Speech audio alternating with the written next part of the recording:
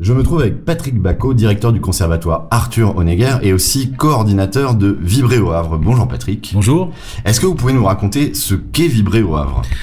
Vibrer au Havre, c'est une ambition portée par la ville qui consiste à mettre en place une politique publique destinée à faire de la musique, au même titre que ça a été le cas pour la lecture, un axe fort et repéré de sa politique en faveur des habitants et qui se décline autour de 4 verbes. Apprendre, comment on peut, développer encore davantage l'apprentissage de la musique auprès de la population havraise. Pratiquer, parce qu'il y a plein de gens qui savent déjà un peu jouer et qui n'ont pas forcément des occasions aussi fréquentes qu'ils le souhaiteraient de pratiquer. Écouter, naturellement, qui est l'acte le plus simple. On va écouter quelque chose. Et puis créer, parce qu'il faut que la création soit un petit peu le fil conducteur de tout ça. Donc en gros, c'est comment on peut mettre la musique encore davantage au cœur de la vie des Havrais. Et alors concrètement, comment ça se décline sur le terrain, ces axes ? Alors, comme toute politique publique, surtout de ce type, parce que la musique, ça touche tellement les gens, tout le monde est potentiellement intéressé par la musique. On va dire que ça a commencé déjà par une dynamique un peu volontariste, c'est-à-dire que il y a quelques actions qui ont été mises en place. Je vais rapidement décrire les principales. Et puis surtout, ça doit passer par une prise de conscience collective que toute initiative susceptible d'aider à mettre la musique davantage au cœur de la vie et de la population havraise est bonne à soutenir, à accompagner. Alors quelques mesures simples dans par exemple la catégorie j'apprends. Aujourd'hui il y avait des choses qu'on pouvait pas apprendre au Havre. Il y en a encore plein certainement, mais si on replace ça à la taille de l'agglomération, alors soit des choses qui peuvent paraître insolites, le clavecin, voilà, on pouvait pas apprendre le clavecin au Havre, désormais c'est possible. On pouvait pas apprendre durablement la direction de chœur, la direction d'orchestre, mais la direction de chœur, le chant choral étant un des moyens les plus simples, les moins onéreux d'amener les gens à la musique.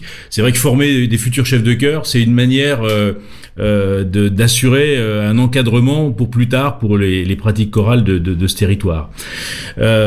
Toute politique publique a besoin de symboles.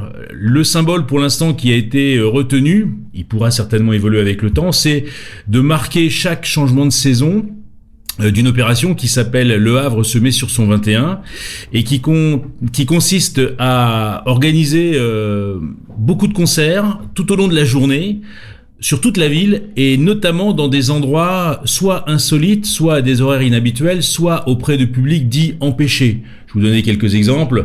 On va jouer par exemple à la banque alimentaire, on va jouer dans le hall d'un hôpital, on va jouer dans un salon de coiffure, on va jouer dans la cantine d'un restaurant d'entreprise. Voilà. On va auprès des gens qui n'étaient pas forcément d'ailleurs au courant qu'il allait y avoir un moment musical pour leur faire se poser la question, tiens, tout compte fait, c'est quand même pas mal un peu de musique dans la vie de tous les jours. Eh bien ça tombe bien parce que demain c'est le 21 juin, c'est la fête de la musique, donc c'est aussi Le Havre se met sur son 21. Qu'est-ce qu'on pourra voir ce jeudi au Havre ? Alors il y a naturellement la partie on va dire traditionnelle de la fête de la musique, c'est-à-dire où à partir de 17-18 heures un certain nombre de grandes scènes sont installées au cœur de la ville et brassent une population très très importante, surtout si le temps est de la partie comme c'était le cas l'an dernier. Et puis le Havre se met sur son 21, qui se met en cohérence naturellement avec cette manifestation, va faire comme d'habitude, c'est-à-dire que dès 9h du matin, sur par exemple le marché aux poissons ou à la banque alimentaire, j'en parlais tout à l'heure, à Bléville, il y aura, et tout au long de la journée, des concerts. Alors certains concerts sont publics, ouverts à tous, d'autres sont réservés aux résidents des endroits dans lesquels on se produit. On imagine aisément que si on va dans une salle d'attente dans un hôpital, c'est un peu compliqué d'y accueillir le public. Je vais vous donner quelques exemples comme ça de lieux publics. Bon, la bibliothèque Salacrou, la fabrique, parce qu'on est très attaché à la politique qui est en train de se développer autour des fabriques en ce moment. Le lieu solidaire, dans lequel il y aura un duo de tziganes. La cave à bière, qui est un endroit place Saint-Vincent où il y a également une galerie d'exposition. Et puis pour des endroits qui sont plus privés, il y a des EHPAD, par exemple les établissements qui s'occupent notamment des personnes en situation de handicap. Il y a des crèches, il y a des écoles. Cette année, on fait un effort particulier sur les groupes scolaires, notamment à l'heure de la cantine. Les terrasses de Flaubert, le pôle Molière, l'école de la République, voilà. Et puis il y a toujours le Musibus qui lui sera cette fois-ci devant le centre commercial Coty. Donc le but de Le Havre se met sur son 21, c'est d'amener la musique partout et notamment auprès des publics aussi qui ne peuvent pas se déplacer. Où est-ce qu'on peut retrouver le programme complet ?